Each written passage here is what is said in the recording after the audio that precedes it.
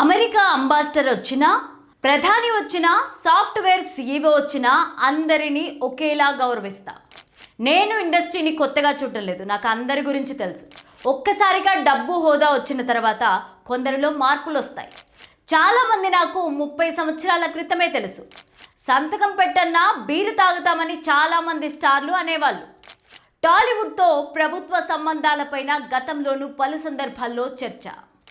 Cinema టిక్కెట్లు, benefit షోలు వంటి అంశాల్లో సినీ పెద్దలు ప్రభుత్వంతో దూరంగా ఉంటున్నారనే అభిప్రాయాలు. సెలబ్రిటీలతో కలవాలని, సోషల్గా ఎదగాలని చూస్తారు. దీనినే సోషల్ క్లైంబింగ్ అంటారు. తెలంగాణ ముఖ్యమంత్రి రేవంత్ రెడ్డి చేసిన లేటెస్ట్ కామెంట్స్ ఇప్పుడు చర్చనీయాంశంగా మారాయి. తెలుగు సినిమా ఇండస్ట్రీతో తన సంబంధాలపైన వస్తోన్న ప్రచారానికి ఆయన ఓ కార్యక్రమంలో ఆసక్తికరంగా స్పందించారు. ముఖ్యంగా సింగిల్ బీర్ తాగడానికి కూడా తన దగ్గరికి ఒకప్పుడు వచ్చేవారంటూ చేసిన వ్యాఖ్యలు సోషల్ మీడియాలో ఫుల్ వైరల్ అవుతున్నాయి. ఈ వీడియోని చివరి వరకు చూడండి. ప్లీజ్ లైక్ చేయండి, షేర్ చేయండి, అలాగే బెల్ బటన్ నొక్కి సబ్స్క్రైబ్ చేసుకొని స్కిప్ చేయకుండా ఎండింగ్ వరకు చూడండి. ఇక హెడ్లైన్స్ చూద్దామా? రేవంత్ రెడ్డి కామెంట్లలో సినీ ప్రముఖులపై ఒక రకమైన అసంతృప్తి. ఎవరి కోసం ప్రత్యేకంగా మారబోనని సీఎం స్పష్టం. నేను ఎవరి ముందు నటించను, అందరితో ఒకేలా వ్యవహరిస్తారని సీఎం రేవంత్ రెడ్డి స్పష్టం. ఇక స్టోరీలోకి వెళ్తే, కొంతకాలంగా తెలంగాణ ప్రభుత్వం తెలుగు సినిమా ఇండస్ట్రీకి మధ్య దూరం పెరిగిందనే ప్రచారం కొనసాగుతోంది.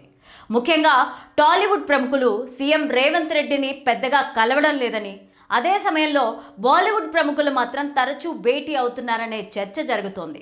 ఈ నేపథ్యంలో సీఎం చేసిన వ్యాఖ్యలు మరింత హాట్ టాపిక్గా మారాయి. తనకు ఇండస్ట్రీ గురించి పూర్తిగా తెలుసని రేవంత్ రెడ్డి అన్నారు. నేను ఇండస్ట్రీని కొత్తగా చూడడం లేదు, నాకు ఎక్కువ వివరాలు తెలుసు.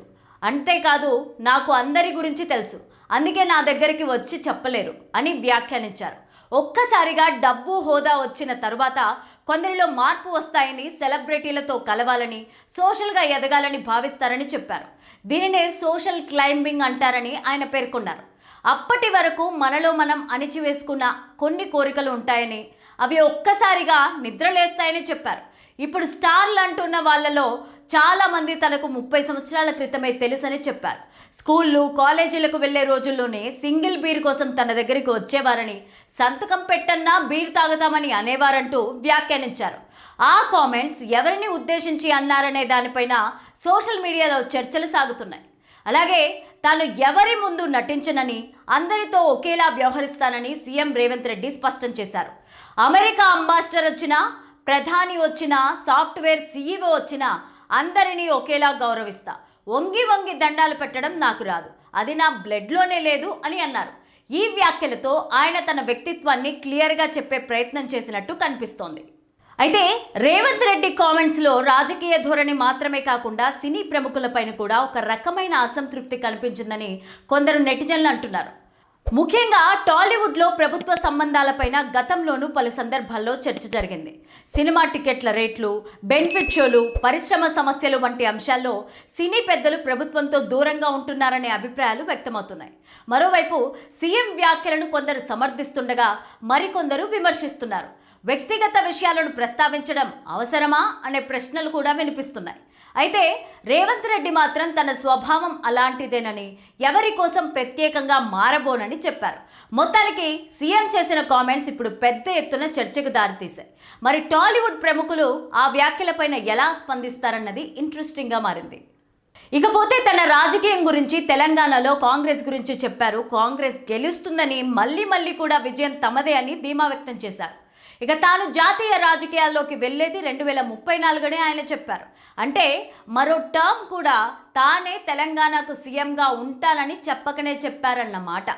తెలంగాణ ఎన్నికలు 2028లో జరుగుతాయి, ఆ తర్వాత మళ్ళీ 2033లో జరుగుతాయి. రేవంత్ రెడ్డి చెప్పేది ఏంటంటే 2034లో కూడా కాంగ్రెస్ తెలంగాణలో అధికారంలో ఉంటుందని, ఆ విధంగా కాంగ్రెస్ని గెలిపించిన తరువాత తాను జాతీయ రాజకీయాల్లోకి అడుగు పెడతానని అంటున్నారు. అంటే తెలంగాణలో హ్యాట్రిక్ కొడుతుందని రేవంత్ రెడ్డి గాఢంగా నమ్ముతున్నారన్నమాట.